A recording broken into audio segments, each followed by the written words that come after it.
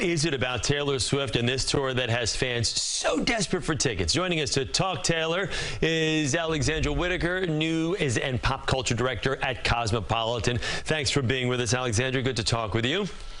Good morning. Thank you for having me. Oh, let's start with the show tonight. Why is this tour drawing such massive crowds? People are spending thousands of dollars to see her.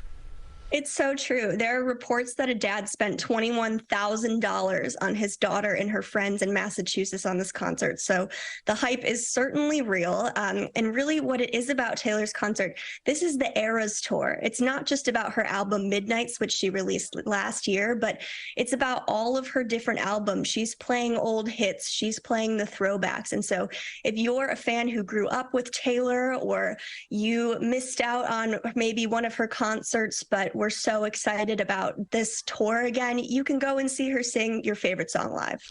So let's talk about what people can expect at this concert. I've heard everything from 3 hours to almost 4 hours. And if you've got people, like you mentioned, that are paying tens of thousands of dollars of tickets, this cannot be just your average run-of-the-mill 90-minute show.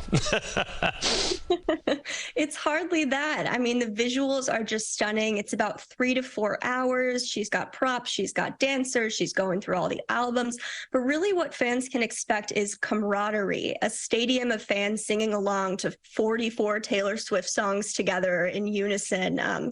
We've even seen a friendship bracelet trading really take off at these concerts. Fans are bringing armfuls of friendship bracelets to trade with each other and just mark the moment, all stemming from a Taylor Swift lyric.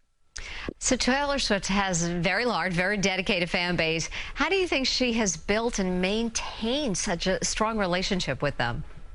She is so great at fostering intimacy despite the scale of her fan base. And I think it's because she's a true musical chameleon. It really taps into those different eras in music, but she changes her style, her visuals, her sounds from album to album. So even if one is not your cup of tea, there's so much to offer. And fans really grew up with her too. She leaves them Easter eggs in songs that connect to moments in her own life and moments of growth. She likes their TikToks. She recruits them for videos. And even pre-COVID, she used to have these secret sessions, listening sessions, where she would invite fans before an album came out to privately listen to it in advance, just to breed loyalty in that way. So she is quite talented at that. Alexandra, can you put it into words for people that maybe are not the biggest Taylor Swift fans or maybe a little older? Can you put into words the experience for someone who is a massive Swiftie who gets their hands on a ticket for this concert and gets a chance to go, what they must feel, not only going in, but then, of course, coming out of that concert? Oh, once in a lifetime. I've been seeing on TikTok all over the place these videos of parents gifting their kids tickets and just the joy on their faces when they open them. They can't believe that they got them.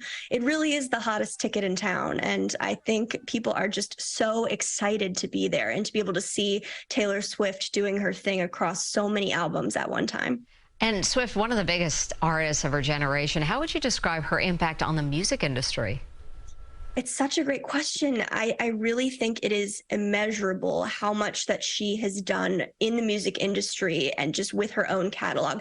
Nearly every day we see her breaking records. With Midnights last year, we saw her break 73 records in a single week, which is wild. And her cultural impact has also been profound. There are so many fellow artists who cite her as the inspiration, whether it comes to her songwriting, her performance style. And that's not even digging into the impact of her choosing to re-record her albums and just the industry implications of that. So truly an immeasurable impact on the music industry. Alexandra, I loved how before you referenced she does a lot of her throwbacks. She's only 33 years old. She's only been in the business for about 15 solid years. But speaking of throwbacks, Governor Murphy from New Jersey referenced comparing the excitement and just the hype around this concert to being the equivalent of when the Beatles first came to America back in 1964. Do you see that same correlation?